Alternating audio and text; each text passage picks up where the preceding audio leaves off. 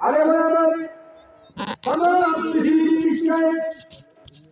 পৃথিবীর যত বক্তা সাহেব, ইমাম সাহেব, সভাপতি সাহেব, যত সাহেব আছেন, সবাই যদি এক খতম কেন 1,00,000 খতম কোরআন শরীফ পড়ে, কোটি কোটি বার যদি কালেমা তৈবা পড়ে, কালেমা শাহাদাত পড়ে, সূরা ইখলাস তালকিল কালেমা পড়ে, আলাম নাসরা পড়ে, সূরা দুহা পড়ে, যদি এরকম ভাবে সমস্ত নবী রাসূলদের নামে আলাদা আলাদা কালিমা আছে, ঈসা রূহুল্লাহ, নূহ কালিমুল্লাহ, আদম সফিউল্লাহ, মূসা কালিমুল্লাহ, আদম, এরকম ভাবে ইব্রাহিম খলিলুল্লাহ, এরকম ভাবে যত কালিমা আছে, এই কালিমার বই পাওয়া যায়।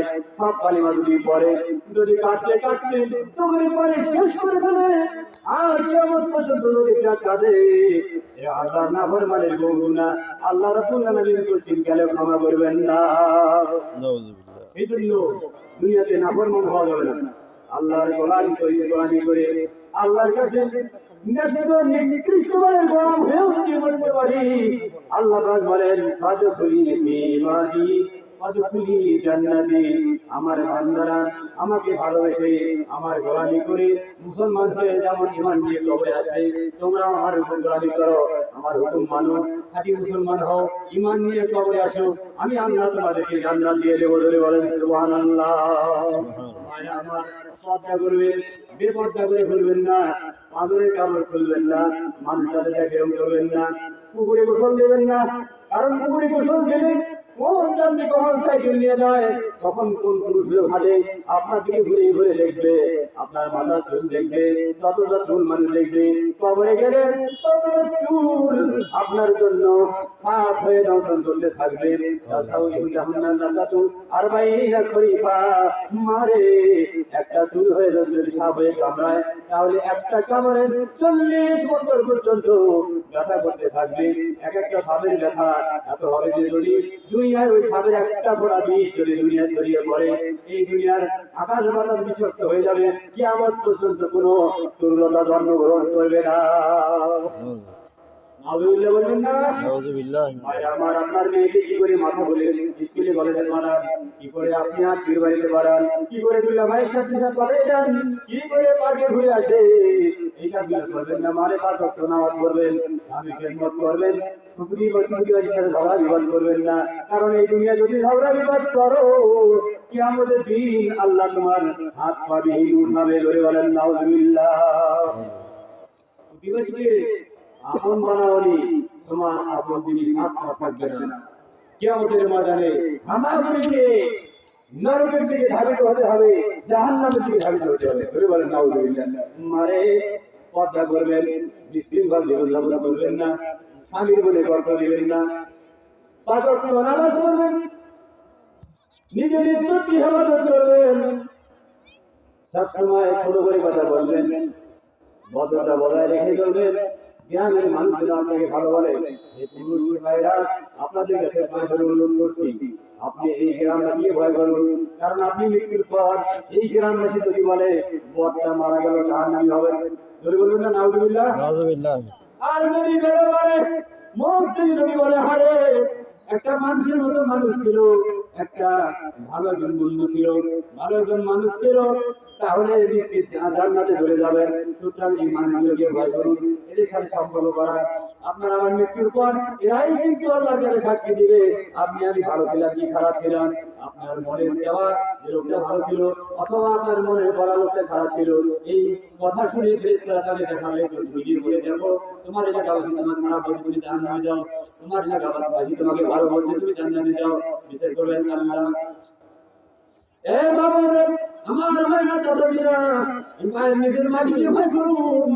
এই আপনি যে মাটিতে আজকে পেশাব করে দেন, যে মাটিতে পায়খানা করেন, যে মাটিতে আপনি কোদাল করেন, যে মাটিতে আপনি লাঙ্গল ফেলেন, যে মাটিতে আপনি পায়খানা পেশাব করেন, যে মাটিতে আপনি লাঠি দিয়ে চলেন, যে লাঠির মাটির উপরে ভর করে চুরি করে ডাকাতি করে না করে বিচার করে, যে মাটিতে জন্মগল্লা বিচার করে, এই মাটি কিন্তু তাকে কবরে গেলে করে চাপ দিবে। সুতরাং এই মাটিকে ভয় করুন, এই মাটিতে আপনার জীবনের সমস্ত কর্মের রিপোর্ট এই মাটিতে সেভ হচ্ছে। বলে তো এই মোবাইলের ভিতরে মেমোরি আছে কি নাই? মেমোরিতে কি করে? আপনার সমস্ত শব্দ, আপনার চেহারা এই মেমোরি সেভ করে ফেলেন। তামাম পৃথিবীর মাটি মানব জাতির জিন্দেগির জন্য আল্লাহ রাব্বুল আলামিন বৃহত্তম মেমোরি বানিয়ে দিয়েছেন। জীবন যা কিছু করবে এই মাটিতে সব সেভ হয়ে যাবে। কিয়ামত দিন আল্লাহ বলবে তোমার ভিতরে আপনার যত খবর আছে বের করে দাও। মাটি কথা বলবে ইয়াউমা ইয়াকুলুল নাস, যদি মানুষ যদি বড় বের করবে যে এই দুনিয়ার কি হলো, আর মাটি বলবে আল্লাহ আমাকে নির্দেশ দিয়েছে সব বলে দেব। মাটি সব কথা বলে, মাটিকে ভয় করুন। ভাই আমার কথা বলার সময় নাই, যেহেতু সময় শেষ হয়ে গেছে। বললাম সারা রাত কথা বললেন, কথা তো শেষ হবে না, অসংখ্য কথা রয়েছে। এই কথাগুলো আমাদের বলা উচিত ছিল। আমি মনে করি বক্তা সর্বোচ্চ 2 জন থাকলে ভালো হতো। একজন বক্তাই ভগবানের কথা 4 ঘন্টা 5 ঘন্টা বললেও কথা শেষ হবে না, বহুত কথা রয়েছে। ভাই আমার 2 মিনিট। এই দুনিয়ার জীবন শেষ হয়ে যাবে, যদি জাহান্নাম থেকে বাঁচতে চাও, যদি জাহান্নাম থেকে বাঁচতে চাও, যদি কবরের আযাব থেকে বাঁচতে চাও, তাহলে আমাদের 8টা কাজ করতে হবে। বলেন কয়টা? 8টা কাজ করতে হবে কবরের আযাব থেকে বাঁচতে হলে। সেই 8টা কাজ হলো, 1 নম্বর নামাজ পড়বেন, 2 নম্বর দান খরচ করবেন, 3 নম্বরে চগলখড়ি করবেন না, 4 নম্বরে পেশাব করার সময় সাবধান থাকবেন, আপনার পেশাব যেন ছিঁড়ে ফোটা শরীরে না আসে। এই কাজগুলো করলে আপনি এগুলো দিয়ে বেঁচে থাকলে কবরের থেকে বাঁচতে পারবেন। মা বোনরা এবং ছেলে মেয়েরা এমন এমন জায়গায় পেশাব করে এগুলো গায়ে শরীরে শক্তি ওঠে, এই জন্য জাহান কবরের শাস্তি হবে। এই জন্য এই বিধানটা উপরে বানিয়ে দেবেন, সুন্দর করে তারা কাজটা পারবে। এরপরে আপনি কি করবেন? কবর থেকে বাঁচতে হলে, কবরের আযাব থেকে বাঁচতে হলে আপনি কি বোধ করবেন না, আপনি কি বোধ করে দেবেন, আপনি কি করবেন না? মিথ্যা কথা বলবেন না। মিথ্যা কথা সকল পাপের মূল। এরপর আপনি চগলখড়ি করবেন না। আর কি করবেন? এবারে আপনি যে কাজগুলো করবেন এগুলো হলো